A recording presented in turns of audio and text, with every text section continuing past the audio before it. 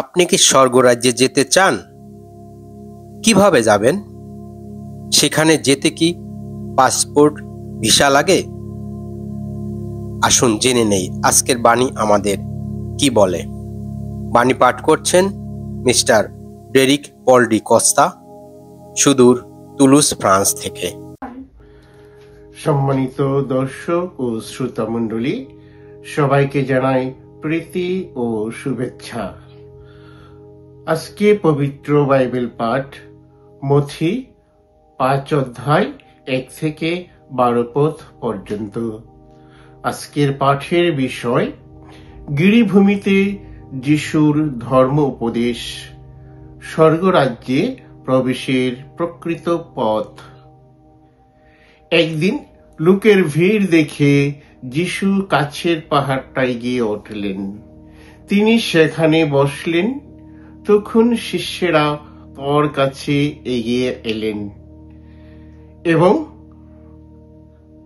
তিনি তাদের উপদেশ দিতে শুরু করলেন। তিনি এই কথা বললেন, অন্তরে যারা দীন, ধন্য তারা, স্বর্গরাজ্য তাদেরই। দুঃখে সুখে কাতর যারা, ধন্য তারা, তারাই পাবে সান্ত্বনা।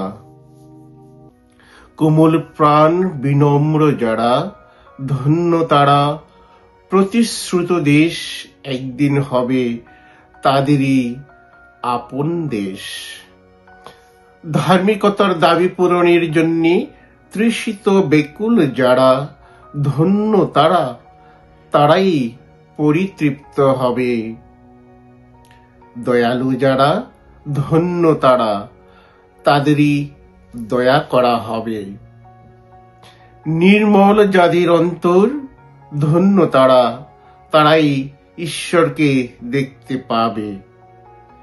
শান্তি স্থাপন করে যারা, ধন্য তারা, তারাই ঈশ্বরের সন্তান বলে পরিচিত হবে। ধর্মিষ্ঠ বলে নির্যাতিত যারা, ধন্য তারা, স্বর্গরাজ্য তাদেরই।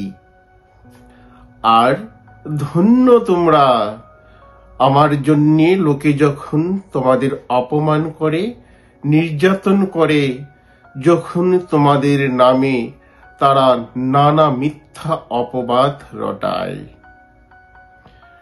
তখন আনন্দ করো, উল্লাস করো তোমরা, কারণ স্বর্গলোকে তোমাদের জন্য সঞ্চিত হয়ে আছে এক মহা পুরস্কার। তোমাদের আগেরকার প্রবক্তারাও তো ঠিক একইভাবে নির্যাতিত হয়েছিলেন। খ্রিস্টের বাণী। খ্রিস্ট প্রভু তোমার প্রশংসা হোক। আমিন।